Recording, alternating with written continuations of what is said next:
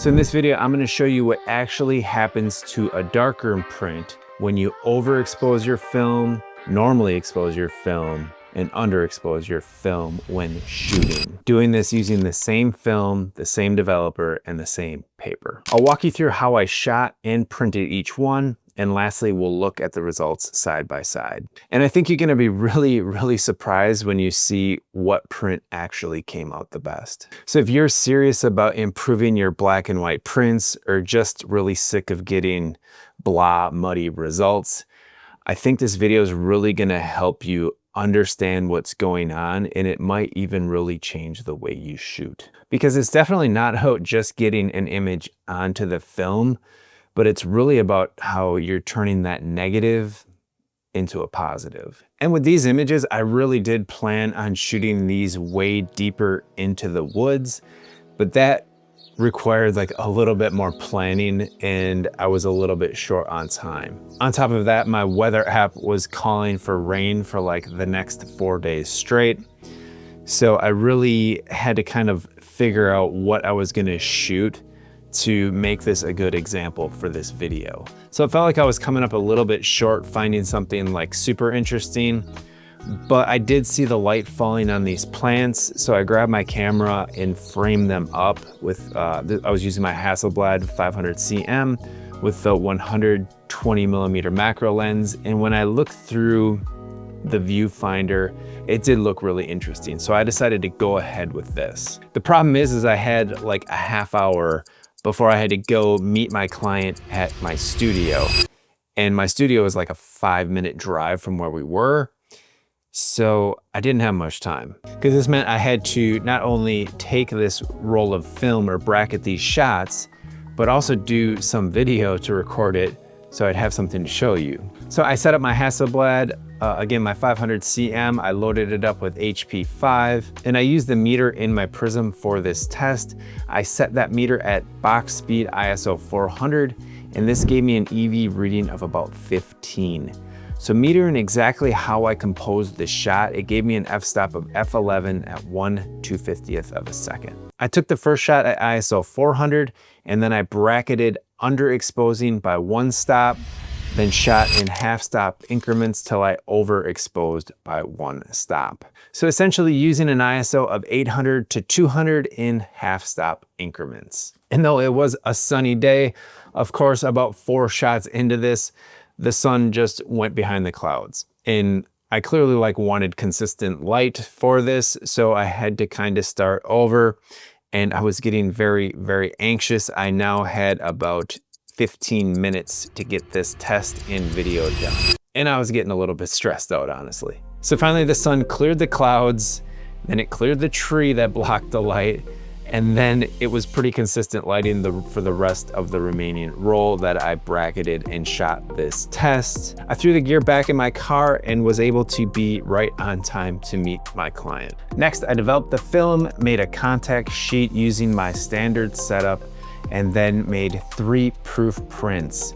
One using the negative that was overexposed at ISO 200, one that was properly exposed at ISO 400, and one that was underexposed at ISO 800. And at first glance, they might not look that different, but if you look closer, you can see that there's some very important differences. So if you look at the one that I shot at ISO 800, the image looks fine, but there really is nothing going on in the shadows. The shadows just look blocked up and muddy. There's no contrast and no texture. And this is because there's nothing there in the negative to really print. Then looking at the print made from the negative shot at ISO 400 or normal, there's better tonality. It just overall looks better, but it's still a little blah. Not a whole lot of depth going on, especially when you look into the shadows. Now, if you take a look at the overexposed negative, the one that was shot at ISO 200, and you'd think that by just looking at the contact sheet that this one is unusable because it's just so bright looking. But here's the thing, the overexposed negative was a bit more dense, but that gave me a lot more to work with in the darkroom. And that's the part that a lot of new printers miss. Having that little bit of extra density and exposure in the negative, it just gives you more options when printing. And this is because you can always print the negative down but you can't print what's not there. So it really comes down to understanding that exposure itself does not have anything to do with the overall contrast of the negative. Because there's this idea out there that you have to nail your exposure perfect, or it's gonna kind of mess everything else up in your process. And while that may be true when shooting color slide film,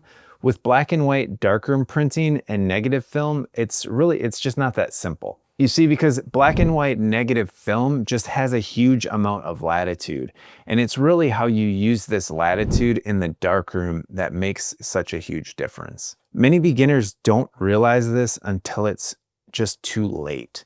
If you underexpose your film, even by a stop, when it comes time to actually print that image, your negatives can end up being really thin and fragile. And that's because you're robbing the negative of its shadow detail and just making things difficult and hard on yourself. So if you've ever been frustrated with darkroom prints that are just muddy, blocked up shadows, too contrasty, or just feel kind of dead, this is probably because there's not enough information to actually print in your negative. There's a good chance your negative didn't have enough information in it to begin with. Because the bottom line is you can't recover detail that was never there. But when you give the film just a bit more exposure, like we're not talking totally blown out, just enough, you're building in more tonal information. That means when you go to print, you have more latitude to shape contrast, specifically in the shadows in the low end. Think of it this way, a denser negative gives you options, a thin underexposed negative kind of backs you into a corner. So if you want control in the darkroom